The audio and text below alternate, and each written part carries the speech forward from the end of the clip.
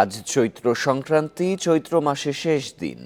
দিনটিতে রাজধানী সহ দেশের বিভিন্ন স্থানে চলছে নানা আয়োজন। সকাল থেকে বাংলাদেশ শিল্পকলা একাডেমিতে চলছে 2 দিনের আয়োজন। রয়েছে সঙ্গীত সহ বিভিন্ন সাংস্কৃতিক পরিবেশনা।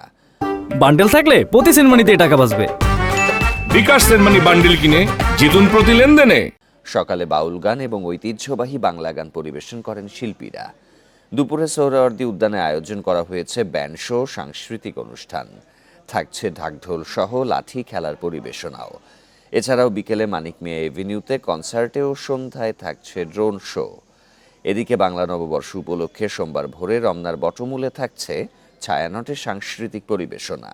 সকাল 9টায় ঢাকা বিশ্ববিদ্যালয়ের চারুকলা থেকে শুরু হবে বর্ষবরণ আনন্দ শোভাযাত্রা। চারুকলা অনুসারে চলছে শেষ মুহূর্তের প্রস্তুতি। শোভাযাত্রার জন্য তৈরি হচ্ছে বর্ণিল মুখোশ, রঙিন মোটিভ। অনেকে রং তুলি দিয়ে তৈরি করছেন নানা মুখোশ।